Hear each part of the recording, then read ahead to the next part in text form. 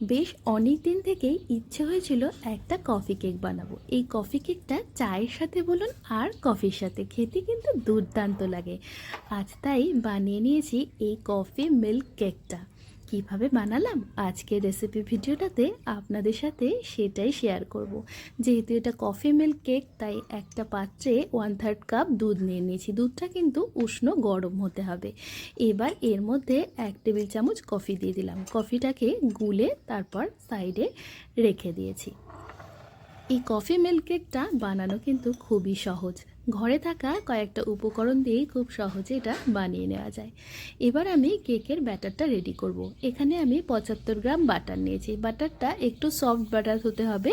আমি যেহেতু ফ্রিজ থেকে বের করে রাখতে ভুলে গিয়েছিলাম তাই মাইক্রোওয়েভে হাই পাওয়ারে মাত্র 30 সেকেন্ড ঘুরিয়ে বাটারটাকে একটু নরম করে নিয়েছি। এবার বাটারটাকে ঠান্ডা করে নেব।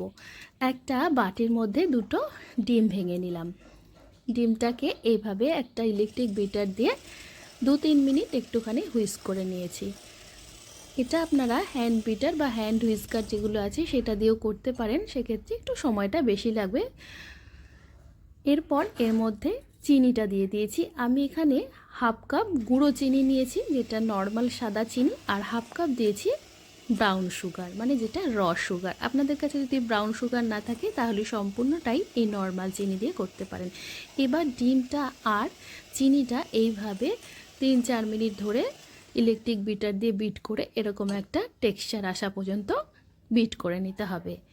আপনারা যদি এটা হ্যান্ড হুইস্কার দিয়ে করেন তাহলে প্রায় 10 মিনিট মতো সময় লাগবে। এবার বাটারটা এর মধ্যে মিশিয়ে দিলাম।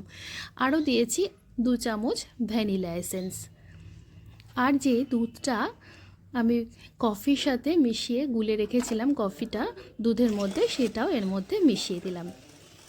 এবার সব কিছুকে একসাথে আরও 2-3 মিনিট ইলেকট্রিক বিটার দিয়ে বিট করে নিয়েছি।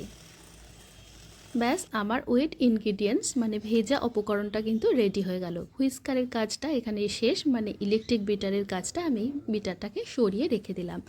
এবার শুকনো উপকরণ মেশাবো। একটা চালনির মধ্যে ঠিক 1.5 কাপ মতো ময়দা নিয়েছি, মানে 1.5 কাপ ময়দা নিয়েছি, আর দিয়েছি 1 চামচ বেকিং পাউডার। সবটা একসাথে চেলে নিতে হবে। এবার এরকম একটা স্প্যাচুলা দিয়ে কাট অ্যান্ড ফোল্ড মেথডে ফোল্ড করে দিতে হবে। আস্তে আস্তে মেশাতে হবে, যতক্ষণ না ময়দাটা মিশে যাচ্ছে সম্পূর্ণ ততক্ষণ কিন্তু এইভাবে মিশিয়ে নিতে হবে। এই কাজটা একটু ধৈর্য ধরে করে নিতে হবে। আমি আরও একটুখানি কফি দিয়েছি, যেহেতু এটা কফি কেক তাই আরও হাফ চামচ কফি এর মধ্যে দিয়ে দিলাম, যাতে কফির ফ্লেভারটা একটু সুন্দর আসে। সবশেষে দিয়েছি খানিকটা চকো চিপস। এই চকো চিপসটা অপশনাল, এটা না দিলেও কফি কেক কিন্তু দারুণ খেতে হয়, তবে দিলে পরে খেতে ভালো লাগে, বাচ্চাদের বিশেষ করে পছন্দ হয় এই চকো চিপসটা। আপনাদের কাছে যদি চকো চিপস না থাকে সেক্ষেত্রে এমনি চকলেট থাকলে সেটাও ছোট ছোট টুকরো করে দিয়ে দিতে পারেন। তারপর এরকম একটা হার্ট শেপের মোল্ড নিয়ে নিয়েছি। এটাকে প্রথমে একটু বাটারে গ্রিস করে নিলাম, তারপর বাটার পেপার দিয়ে দিয়েছি নিচে। একটা মাপ করে বাটার পেপার আগে থেকে কেটে রেখে দিয়েছিলাম। এরপর এর মধ্যে তৈরি করে রাখা কেকের ব্যাটারটা দিয়ে দিয়েছি। কেকের ব্যাটারের কনসিস্টেন্সিটা কেমন হয়েছে সেটা নিশ্চয়ই আপনারা দেখেই বুঝতে পারছেন। কেকের ব্যাটারটা মোল্ডে দেওয়ার পর ওপর থেকে আরও কিছুটা চকো চিপস এইভাবে ছড়িয়ে দিলাম, যাতে দেখতে একটু সুন্দর লাগে। ওভেনটাকে 180 ডিগ্রিতে 10 মিনিটের জন্য আগেই আমি প্রিহিট করতে দিয়ে দিয়েছিলাম। প্রিহিট হয়ে যাওয়ার পর এই প্রিহিটেড ওভেনে কেকের মোল্ডটা দিয়ে 180তে 40 মিনিটের জন্য বেক হতে দিয়েছি। আপনারা যখন করবেন 30 মিনিট পর থেকে 5 মিনিট অন্তর বার করে করে একটু কাঠি ঢুকিয়ে চেক করে নেবেন।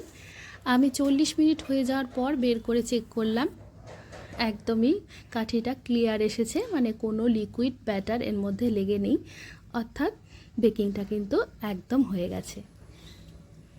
এবার সম্পূর্ণভাবে ঠান্ডা করে তারপরে ডিমোল্ড করতে হবে, না হলে গরম যদি থেকে যায় কেকটা ভেঙে যেতে পারে। ঠান্ডা হয়ে গেছে। এবার সাইড থেকে এইরকম একটা ছুরি দিয়ে একটুখানি ছাড়িয়ে নিয়ে এভাবে উল্টে একটু ঠুকে দিলেই কেকটা বেরিয়ে আসবে। নিচ থেকে বাটার পেপারটাকে সরিয়ে দিলাম। এবার কেকটাকে আমি আপনাদের স্লাইস করে কেটে দেখাবো ভেতরটা কেমন হয়েছে। দেখতেই পাচ্ছেন কেকটা কত সুন্দর দেখতে হয়েছে, খুব সুন্দরভাবে মোল্ড থেকে ডিমোল্ড হয়ে গেছে। এবার কেকটা ভেতরটা কেটে দেখাচ্ছি কেমন দেখতে হয়েছে ভেতরটা। এই সুন্দর এই যে কফি কালারটা, এটাই আমি আনতে চেয়েছিলাম। যখন আমরা কফি তৈরি করি, দুধের মধ্যে কফি দিলে যে কালারটা আসে, ঠিক সেরকম একটা কালার হবে এই কেকটার ভেতরটা, যে টেক্সচারটা আসবে সেটা। গ্যাস ওভেনে যদি কেকটা বানান তাহলে সেক্ষেত্রেও একইভাবে কড়াইয়ের মধ্যে নুন দিয়ে একটা স্ট্যান্ড দিয়ে ঢাকা দিয়ে 10 মিনিট প্রিহিট করে নেবেন। তারপর 35 থেকে 40 মিনিট ধরে কম আঁচে, মানে একদম লো টেম্পারেচারে বেক করতে হবে। তবে 25 মিনিট পর থেকে 5 মিনিট অন্তর একটা কাঠি ঢুকিয়ে চেক করে নেবেন।